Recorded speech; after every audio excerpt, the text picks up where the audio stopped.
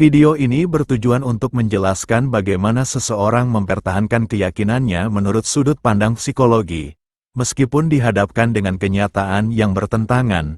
Dengan menggunakan contoh-contoh sederhana yang mudah dipahami, pembahasan ini dimaksudkan untuk memberikan wawasan tentang proses psikologis, tanpa bermaksud mengkritisi keyakinan atau agama tertentu.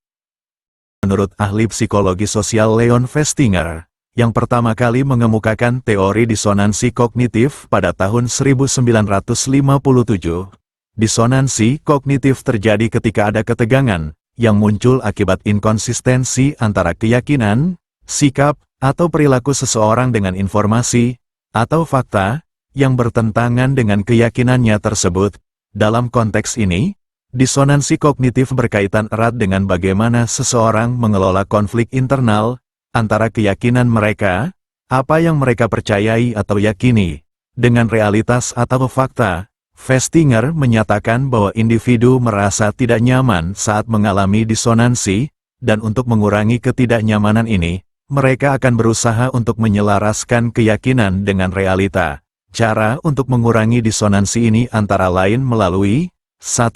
Mengubah keyakinan, mengubah atau menyesuaikan keyakinan agar lebih sesuai dengan fakta yang ada. 2.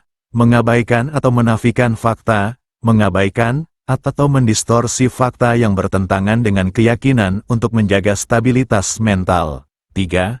Mencari pembenaran, mencari informasi, atau alasan yang mendukung keyakinan yang sudah ada, atau merasionalisasi untuk mempertahankan keyakinan meski berhadapan dengan kenyataan yang bertentangan. Fenomena mempertahankan keyakinan meski bertentangan dengan realitas dapat dijelaskan melalui konsep kognitif dissonance dalam psikologi, yaitu keadaan tidak nyaman yang muncul ketika seseorang dihadapkan pada kontradiksi antara keyakinan dan fakta. Dalam konteks keagamaan, hadis cukup populer di tengah umat Islam seperti yang diriwayatkan oleh Abu Dawud dan Tirmidzi dalam kitab Sunannya, artinya, dari Abu Hurairah radhiyallahu anhu, Rasulullah shallallahu alaihi wasallam bersabda, 3 doa yang mustajab dan tidak diragukan lagi, yaitu doa orang yang terzalimi, doa orang yang sedang safar, dan doa orang tua kepada anaknya. Hadis ini digunakan sebagai dasar keyakinan bahwa doa dalam kondisi tersebut tidak akan gagal. Misalnya, seorang orang tua yang berdoa agar anaknya lulus ujian PNS, atau seorang musafir yang memohon keselamatan dalam perjalanan. Namun, ketika kenyataan tidak sesuai, anak gagal ujian atau rombongan umrah mengalami kecelakaan. Hal ini menciptakan konflik internal yang meresahkan. Respons psikologis terhadap disonansi. Ketika keyakinan terhadap hadis bertentangan dengan kenyataan, individu yang mengalami berusaha mengurangi ketegangan disonansi kognitif dengan berbagai cara, seperti 1. Mengubah keyakinan. Mengubah keyakinan merupakan langkah yang paling jarang terjadi. Hal ini disebabkan oleh kuatnya peran keyakinan dalam kehidupan seseorang, yang seringkali telah tertanam sejak usia dini, menjadi kebutuhan spiritual, dan bahkan bagian tak terpisahkan dari identitas mereka. Namun, perubahan keyakinan tetap memungkinkan, terutama ketika nalar menjadi lebih dominan dibandingkan iman.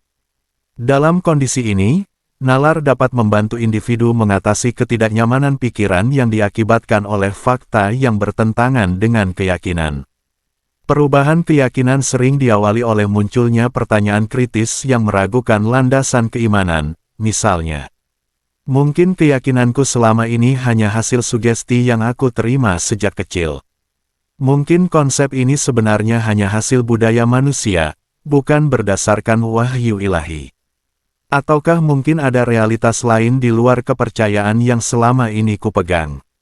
Pemikiran semacam ini bisa membuka ruang bagi seseorang untuk mempertimbangkan kembali keyakinannya secara objektif. Namun, karena keyakinan seringkali bersifat emosional dan mendalam, langkah ini membutuhkan keberanian besar untuk menghadapi ketidakpastian yang mungkin timbul. Jika iman lebih dominan daripada logika, maka individu menggunakan cara lain untuk mengatasi disonansi. 2. Rasionalisasi sebagai ujian atau rencana ilahi. Ketidaksesuaian sering dianggap sebagai bagian dari rencana Allah yang lebih besar. Pernyataan seperti, Allah tahu apa yang terbaik, atau ini adalah ujian kesabaran, menjadi mekanisme rasionalisasi yang menghindarkan individu dari meragukan hadis atau keimanan. 3. Menafikan ketidaksesuaian. Fakta yang tidak sejalan, seperti kecelakaan atau kegagalan meskipun doa telah dipanjatkan, cenderung diabaikan. Sebaliknya, mereka hanya fokus pada kasus di mana doa terkabul untuk memperkuat keyakinan bahwa hadis benar adanya. 4. Mencari penyebab tidak terkabulnya doa. Untuk mempertahankan keimanan, banyak orang menyalahkan faktor-faktor yang sulit terukur untuk menjelaskan mengapa doa tidak terkabul. Yang tampak sebagai upaya menghindari fakta untuk mempertahankan iman, supaya tetap nyaman. Contohnya, mungkin masih ada dosa yang menghalangi doa itu untuk terkabul. Doa belum terkabul karena hati belum benar-benar ikhlas. Ada kekeliruan dalam adab berdoa. Dengan menjadikan faktor yang tidak kasat mata sebagai penyebabnya, mereka secara psikologis dapat melarikan diri dari kenyataan tanpa perlu meragukan janji agama. Justifikasi kognitif dan lari dari kenyataan fenomena seperti rasionalisasi, menafikan kenyataan, mencari penyebab ketidaksesuaian antara iman dengan fakta, seringkali bersifat di luar jangkauan pembuktian objektif. Dengan mencari penyebab pada ranah yang sulit diukur, individu dapat menjaga stabilitas iman psikologis. Kesimpulan proses ini menunjukkan bahwa keimanan lebih sering berfungsi sebagai mekanisme untuk menghadapi ketidakpastian hidup, memberikan harapan, dan menawarkan rasa penghiburan di tengah tantangan hidup.